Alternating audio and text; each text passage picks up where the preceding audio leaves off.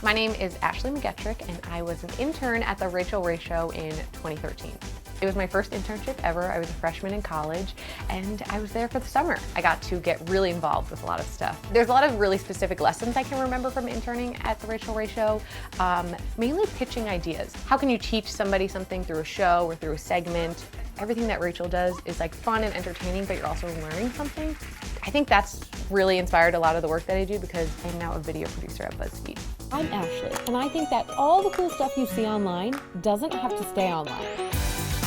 I've been at BuzzFeed for 3 years now, and I host and produce a show called Spacelift, where I make over people's spaces based on their social media accounts. But it's taking all the cool stuff that you love online, that you're pinning, that you're liking, that you're saving, and like turning it into a real life space that you can enjoy and that you can live in. Oh my God! I get super nervous for the reveals because I'm not just like giving them a new outfit. I am changing the space they're gonna live in for a long time, but so far, everyone has gone really well. I have to thank Rachael so much for having me as an intern on the show because all of those experiences have completely set me up for what I'm doing today, both personally and professionally. I'm super thankful, and I'm so excited to be back. My name is Dave D'Amico, and I'm from White Plains, New York. I was an intern at the Rachael Ray Show in 2010. It was a really awesome experience. So as an intern, I got to do a little bit of everything. We were in the field department. We got to do audience. We got to see production. So we got to see like every element that goes into making the show. My favorite part was probably helping out with the craft foods table. I definitely ate a little bit more than I should, and I gained probably 15 pounds.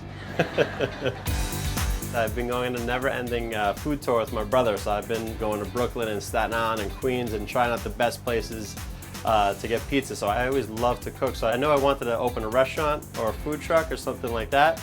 And honestly, I picked the food truck because I love cooking in front of my customers. I like to see the reaction when they get the food. Oh my God, this thing smells amazing. I love this pizza. Number one. Beats is kind of like an Italian-American slang for pizza. That's kind of how my grandparents said pizza. My family's from Sicily, and some of the pizzas are inspired from my grandmother, so I named them kind of how she would say them, like sausage, sandwich, roni, and things like that. I was working in TV and I really loved it, but the experience of the Rachael Ray Show really inspired me to do what I love to do, and that's make food. And something I took from Rachael she's very creative with the recipes, and that's something I like to do to make it fun for people, and it's kind of like a new spin on classics what I do, so I really enjoy that. I just want to thank you, Rachael, for inspiring me to open a food truck and follow my dreams.